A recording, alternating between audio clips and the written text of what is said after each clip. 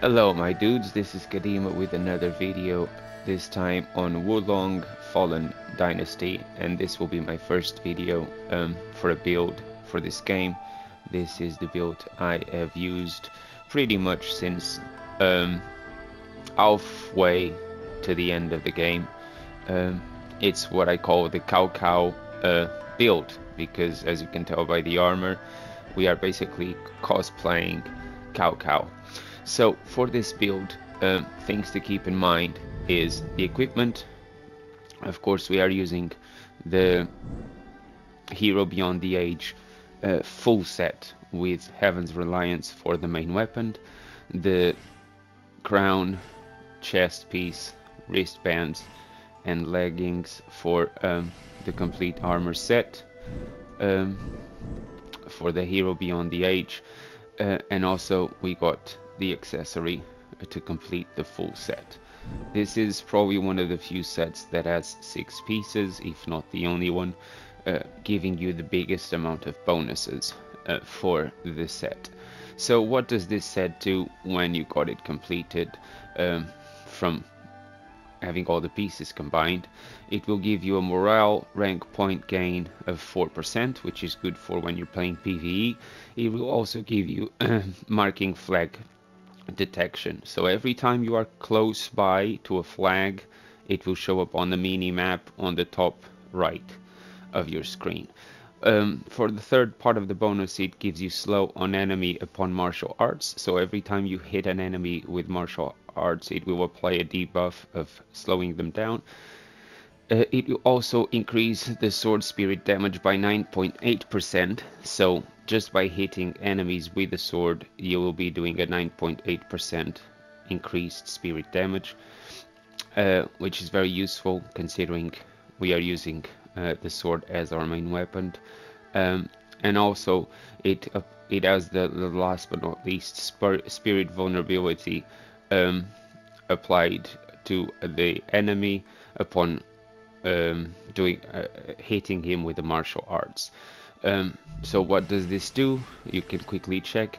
Increases the amount of spirit depleted when hitting the enemy.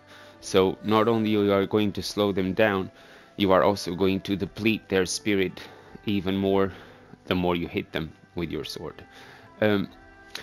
As for the ranged weapons and my secondary weapon, I'm using the tiger hunting bow just because it offers good around stats. I'm also using the yellow shouldered crossbow because it's got an A+ in the water, which in a minute I'm going to go for the stats. And for my secondary weapon, I'm using Gangjiang and Mo Ye double swords. The reason for this is because it scales A- and A+ with both wood and water. So why wood and water? If you take a look at my build, I've got 61 in wood virtue. Fire, I didn't touch it, it's got it at 1. Earth virtue, I got 22, simply so I can use the full set and still have agility at B, because you want to be able to move around as much as possible. And the water virtue, we got it at 25. The reason for this is because it gives you a lot of spirit gain when you deflect hits, which is very useful. You want to get that spirit as high as you can so you can keep landing your combos. Now for the bonuses themselves, I mean the special effects of the weapons and the armor sets. Unfortunately, it's entirely up to do with luck, whatever you get. I was lucky enough to be able to change these to what I actually want the most. So I've got melee attack power plus 18, lightning enchant, and I also got slow on enemy upon martial arts. So not only the armor itself will do that, my sword also has that debuff, so I can actually slow down the enemy a lot every time I hit with martial arts, because these actually stack with each other. For the rest of the set, I mean, it's entirely up to you what you would rather use. I got increased melee attack damage, I got damage dealt, I got damage dealt, increased lightning attack power, increased lightning attack power, increased lightning attack power, just because I also use lightning spells and the lightning buff on the weapon, on top of the weapon being lightning enchanted. For the accessories, unfortunately, there's no way that you can change or these stats to whatever you want. I'm also using an incense container because it's the only one I've got with 5 stars so far, which kind of does give an actual good boost. Martial arts spirit consumption will be reduced, gives us some stone resistance, flame resistance, ranged attack resistance, and also spirit attack, spirit damage increased.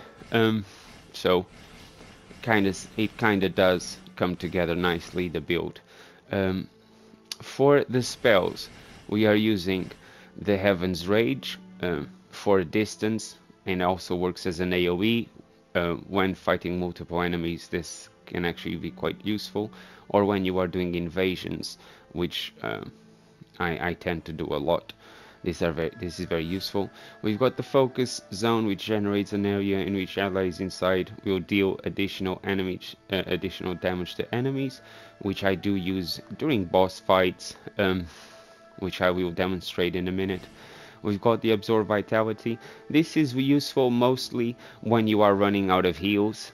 I like to keep this just in case I'm running out of heals, and I want to keep my enemy feeding me some regeneration when possible. And also lightning weapon.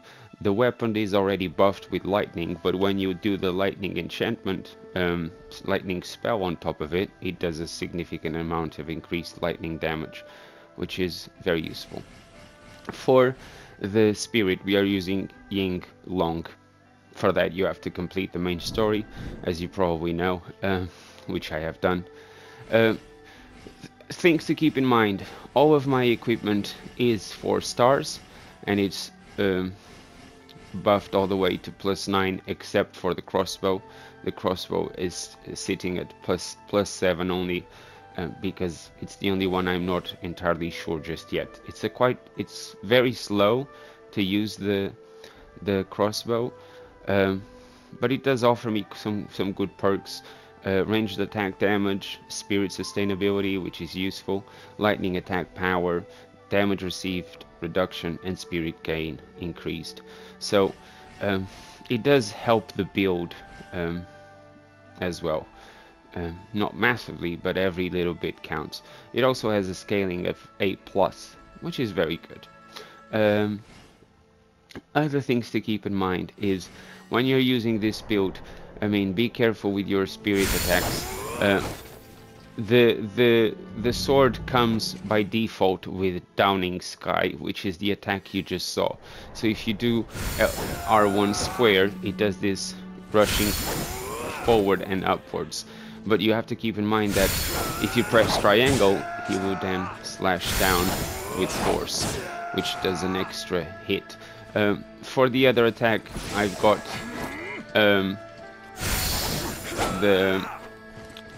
this lovely oh, I just swapped the weapons, hold on, sorry. I got this one which launches kind of a ranged attack. So what I sometimes do is this, and then I cast this because they're trying to run away and heal. For the dual swords, the reason why I'm using the dual swords, it's mainly because if you are fighting an opponent and he's starting to, during an invasion for example, and he's starting to understand your moves and he's starting to expecting them, if you change for something different, which I normally tend to do, I change to this, it kind of puts them off balance a little bit. Also these are very useful, because it puts them off balance, as I said. It's always a good idea to swap things around, just in case. Yeah, this is basically the build. I think it's a good idea to demonstrate how to use it. In this case, I'm going to actually change to the dual swords, just for an example, and I'm going to fight Cao Cao. why not? If I'm using Cao Cao, might as well fight the real Cao Cao, just for a demonstration, so you guys can see the build. By the way, I am at level 125. I decided not to level up anymore. It's a high enough level. It offers enough. Remind me of a dragon. What do you know of a true dragon?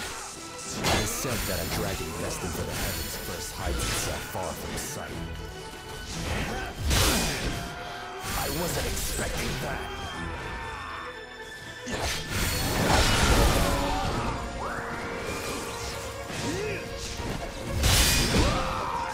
Perhaps a frontal attack is not the way here.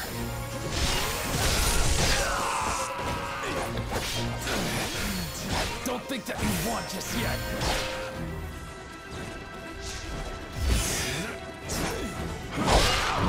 There you go, victory.